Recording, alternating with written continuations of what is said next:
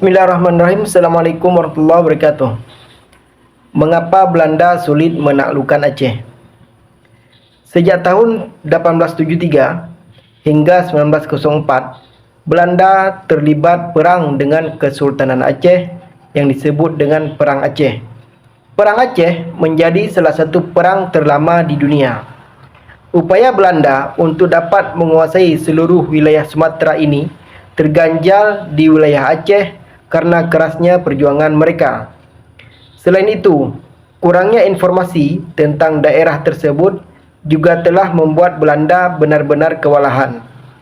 Dengan pertahanan seperti itu, Aceh menjadi kota yang sangat sulit untuk ditaklukkan oleh Belanda. Latar belakang invasi Belanda ke Aceh. Perang Aceh terjadi karena keinginan Belanda untuk menguasai Aceh, di mana kedudukannya akan semakin penting baik dari segi strategi perang maupun jalur perdagangan sejak terusan Suez dibuka tahun 1869 di Mesir. Sebelumnya, tanggal 17 Maret 1824, Inggris dan Belanda sudah sepakat tentang pembagian wilayah jajahan di Indonesia dan semenanjung Malaya. Dalam kesempatan tersebut, Belanda disebut tidak dapat mengganggu kemerdekaan Aceh.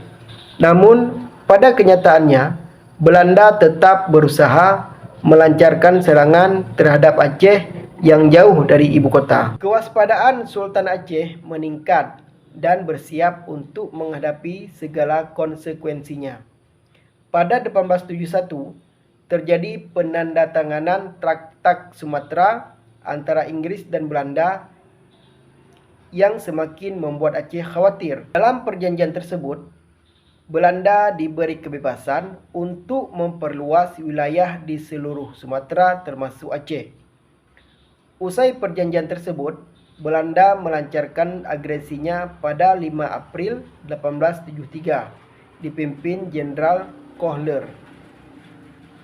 Sulitnya menaklukkan Aceh.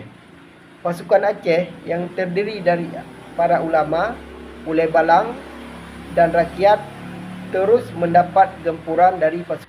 Pertempuran sengit di antara keduanya berlangsung dalam upaya memperebutkan Masjid Raya Baitur Rahman. Namun, pasukan Aceh terus melakukan perlawanan hingga pada akhirnya Jenderal Kohler mati di tangan pasukan Aceh. Kematian Kohler ini membuat pasukan Belanda terpaksa ditarik mundur ke pantai. Dari kegagalan tersebut, Belanda kembali merapatkan barisannya pada serangan kedua, 9 Desember 1873. Di bawah pimpinan Jan van Swieten. Dalam serangan kedua ini, Belanda berhasil membakar Masjid Raya Baitur Rahman dan menduduki Keraton Sultan. Kendati demikian, rupanya persiapan Belanda masih tidak lebih matang dibandingkan rakyat Aceh. Bagian pantai utara dan timur yang biasa dijadikan tempat masuk kapal-kapal dijaga dengan sangat baik oleh rakyat Aceh.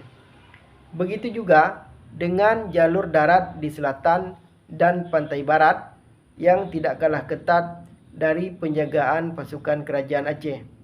Untuk menghancurkan pertahanan, Belanda berusaha menghancurkan perkampungan dan pelabuhan dengan melakukan tembakan meriam. Kemudian, Belanda juga memanfaatkan orang-orang yang mudah diperalat untuk menjalankan siasat pecah belah. Namun, cara ini tetap tidak membuat pasukan Aceh mundur. Pasukan Aceh justru semakin mempersatukan kekuatan mereka dengan semaksimal mungkin dalam melawan Belanda. Selain itu, rakyat Aceh juga tidak mudah terbuai dengan adu domba yang dilakukan Belanda. Oleh sebab itu, Aceh menjadi wilayah yang sangat sulit ditaklukkan oleh Belanda dan tidak pernah ditaklukkan Belanda.